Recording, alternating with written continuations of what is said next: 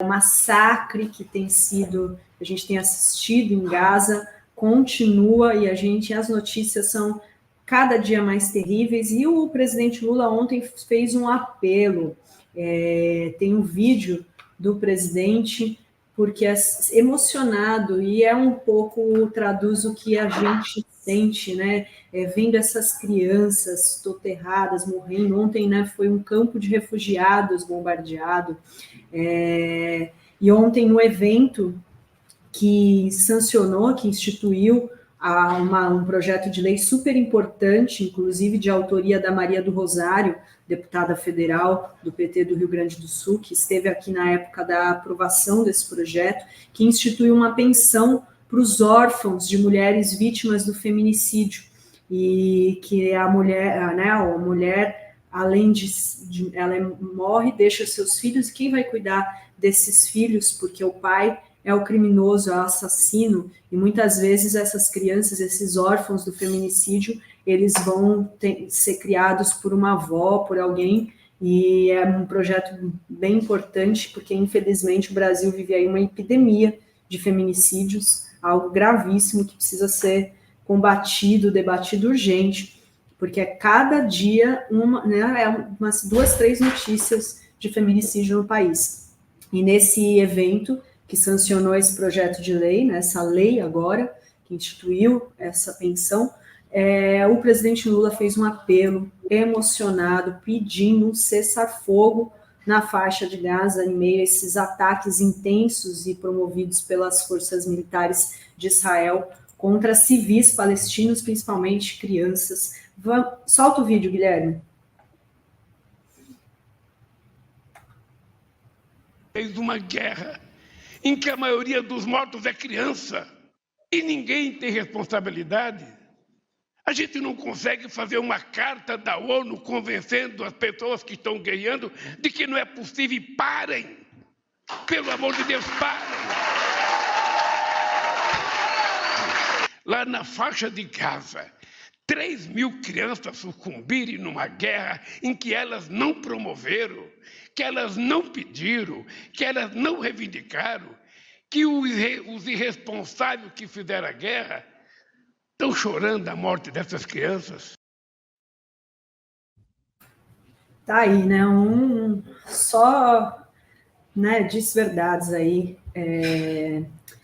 Pois é, e agora eu queria, principalmente a Zen e a Henrique, que estão cobrindo bastante, né, essa guerra na Fórum, né, tem todos os dias, acesse revistaforum.com.br, matérias, análises, tudo sobre esse massacre. Como que vocês veem esse apelo do presidente Lula, Zenha, nesse momento de... Ontem eu fiquei chocada com as imagens, né, um campo de refugiados, e assim, cada dia mais imagens chocantes. O campo de Jabalia, que é o maior da faixa de Gaza, de refugiados, foi atacado de novo hoje, Dri. Mais uma vez foi atacado. Com o argumento de Israel de que ali por baixo passam túneis do Hamas. A gente não sabe direito, né? Ontem se falou em 400 mortos e feridos, mas esses números que são do Ministério da Saúde de Gaza, eles são muito... Não dá para você cravar, porque tem muita gente que ficou embaixo dos escombros, né? Então não dá para você dizer com certeza. Hoje teve um outro ataque no mesmo campo, Jabalia, e teve um acontecimento importante dos últimos minutos, que é a Jordânia chamando o seu embaixador de volta. Então, o povo, Dri, Renato e Henrique, o povo fala assim, mas a Bolívia romper relações diplomáticas com Israel não significa nada, não tem importância. Tem sim, gente. Porque a Bolívia, ao romper relações diplomáticas com Israel, e em seguida o Chile e a Colômbia chamarem os embaixadores de volta, coloca pressão nesses governos árabes que não valem nada. Os governos árabes estão loucos para negociar com Israel e deixar a causa palestina de lado. Então aí há uma pressão intensa, tanto que a Jordânia, que é o mais próximo de Israel, chamou de volta o seu embaixador hoje. Eles ficam sob pressão da rua, né? O povo árabe, vocês sabem, por conhecerem os países árabes, O povo árabe é muito politizado. Você senta num café em Casablanca, em Bagdá, em Amman, com uma pessoa comum, e ela vai falar sobre o Brasil. Eles são muito politizados, né?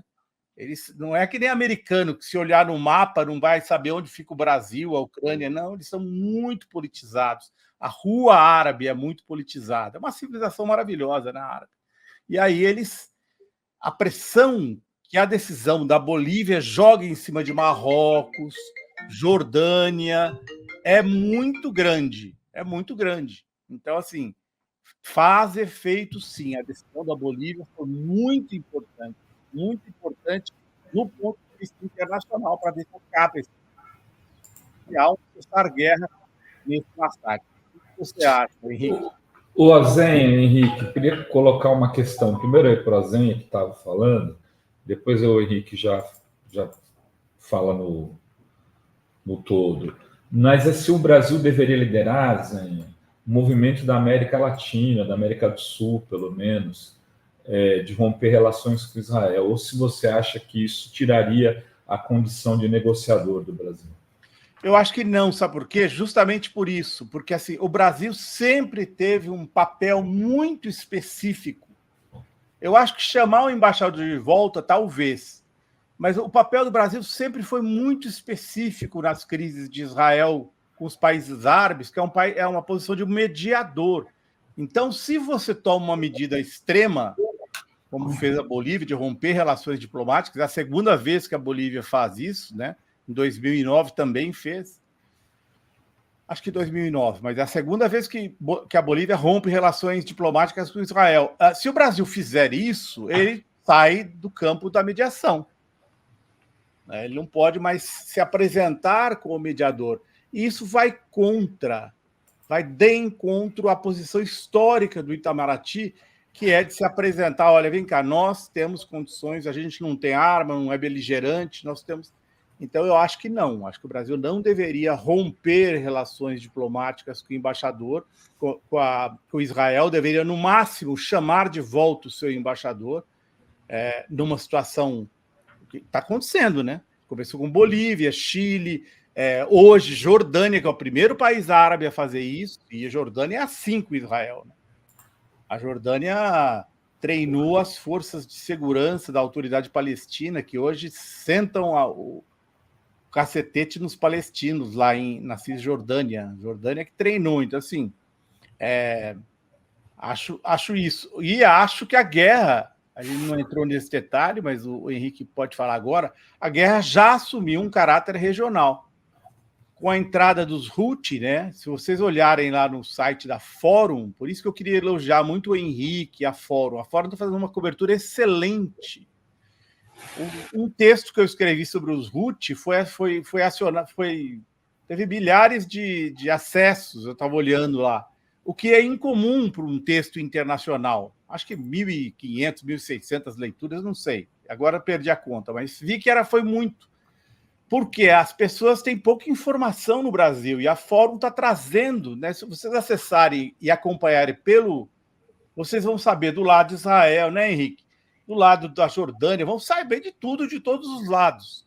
A gente não está fazendo uma cobertura pró-Israel nem pró-Hamas, estamos contando as histórias na Fórum. Então, a guerra já se tornou uma guerra regional.